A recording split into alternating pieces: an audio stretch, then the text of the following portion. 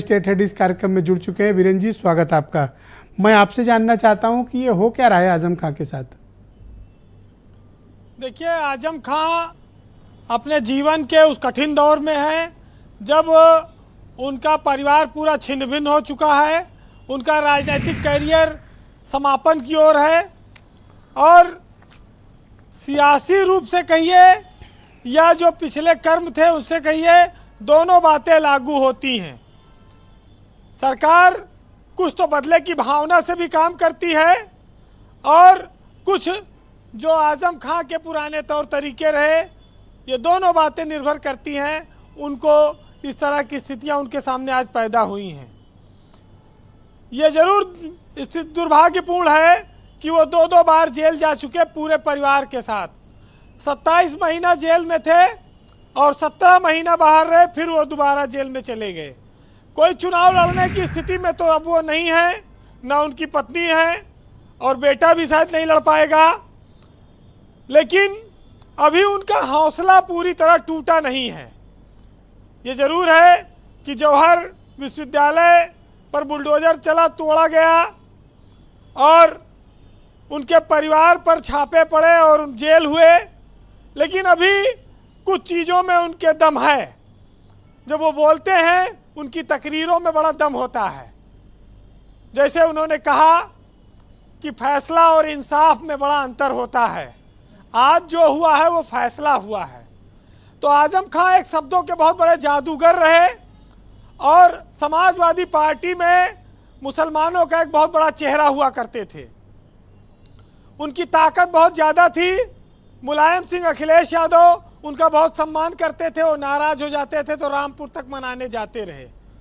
सियासत में आंखों ने वो दौर देखा, लोगों को वो तस्वीरें याद हैं जब आजम खां लखनऊ से जितनी ट्रेनें चलती थी सब में उनका टिकट बुक होता था रामपुर के लिए। आजम खां जब नाराज होते थे तो अफसरों को तमाम सारी चीज़ें कह देते थे। कई कर्मचारियों को तो उन्होंने मुर्गा बना दिया। आजम खां उत्तर प्रदेश की सियासत में सबसे बड़ा मुस्लिम चेहरा थे, इसमें कोई शक नहीं। लेकिन एक पावरफुल राजनीतिक फैमिली किस तरह से समाप्त हो गई, किस तरह से जेल की सलाखों के पीछे पहुंच गई, ये लोग देख सकते हैं। सबका अपना अपना आकलन हो सकता है, क्योंकि कुछ लोगों के साथ बुरा हुआ, कुछ लोगों के साथ सियासी रूप से बुरा हुआ और कुछ लोग इसे सियासी रूप से अच्छा मानते हैं। आजम खां के तमाम कारिंदे, आले हसन से लेके तमाम PCS IAS अफसर, वो सब मज़ा काट काट के आगे बढ़ते गए। सज़ा खाने के लिए वो बैठे हैं। हमारी वर्तमान पीढ़ी ने पिछले 20 सालों में शायद ऐसी कोई राजनीतिक स्थिति देखी हो किसी व्यक्ति पर जो इतनी बुलंदी पर रहा हो, जिसकी एकदम तूती बोलती रही हो। आज उसको दर दर की ठोकरें खानी पड़ रही हो, जेल जेल पूरे परिवार को अलग अलग घूमते हुए फिरना पड़ रहा हो। यह भी एक लोगों की आंख खोलने के लिए पर्याप्त है। और एक चीज़ और यहाँ पर समझ लेना चाहिए कि सरकार से लड़ना आसान नहीं है, चाहे नेता हो, चाहे आम आदमी, चाहे अफसर।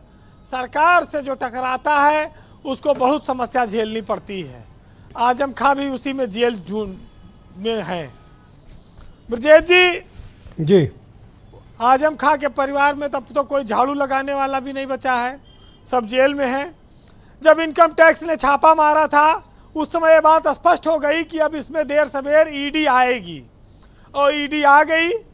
अब 7 साल की जेल हुई, जमानत अगर होती है तो ED ले जाएगी। पता नहीं आजम खां के जीवन का आगे का स्थिति क्या होगी, ये बड़ी अभी से भविष्यवाणी नहीं की जा सकती, लेकिन कठिन होगी जी। ये जरूर है कि आजम खां के जेल जाने से मुसलमान नाराज है। वो इस बात को मानता है कि ये ज्यादती हो रही है, जैसे मतीन साहब कह रहे हैं। इनका ये भी मानना है कि जो पार्क का गेट फांद सकता है वो जेल की दीवार भी फांद जाए। और अरे वो तो गैर कानूनी काम होगा, ऐसा करना भी नहीं चाहिए किसी को इससे जेल फांद के थोड़ी चले जाओगे, इट्स इलीगल। ब्रजेश जी, स्वाभाविक है इलीगल है, लेकिन लोगों इनकी भावनाएं हैं शायद मतीन जी की पर ऐसी। मतीन तो अभी तक मतलब उस जिले का ड्योढ़ी भी नहीं गए जहाँ पर वो बंद है, और कह रहे हैं दूसरा कोई गेट फांद जाए। देखिए, आज का वो दौर है जिसके ऊपर गुजरती है वो अकेला हो जाता है, वही जानता है। जी।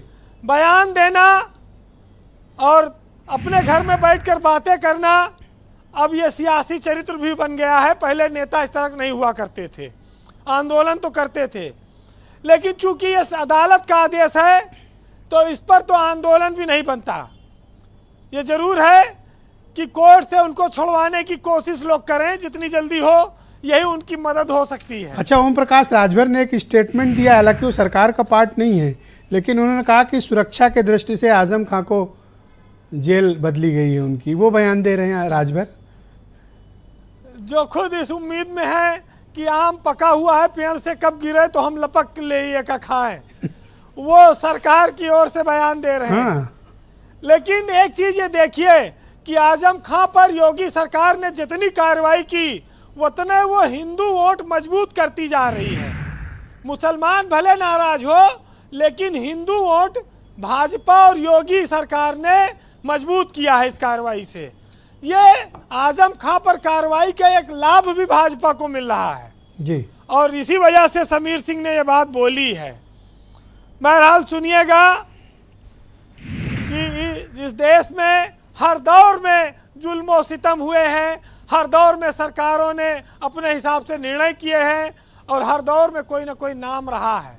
ये देश कभी अछूता नहीं रहा, ये प्रदेश ऐसे नामों से। तो सुनिएगा कि लहरें समंदर में उठे या मन में एक मुकम्मल साहिल ढूंढती हैं, और इंतहा हो जाए जब जुल्म की कायनात एक नाजिल ढूंढती है, और मंजिलें होती नहीं जरा मुश्किल, वो तो इंसान बस काबिल ढूंढती हैं, और सियासत यूं ही नहीं ढाती जुल्म, पहले वो आवाम जाहिल ढूंढती है। तो मतीन खान को क्या सजेस्ट करोगे कि इन्हें जाना चाहिए या क्या करना चाहिए? मतीन साहब के पास दो आदमी नहीं है भाई, इनके पार्टी में उत्तर प्रदेश में इनके पास ना गाड़ी है ना घोड़ा है, साइकिल से कितना जाएंगे दौड़ेंगे ये। जी, शुक्रिया वीरेंद्र जी, आपका बहुत बहुत धन्यवाद। ग्राउंड जीरो से हमें इनपुट और फीडबैक इस पूरे प्रकरण पर उपलब्ध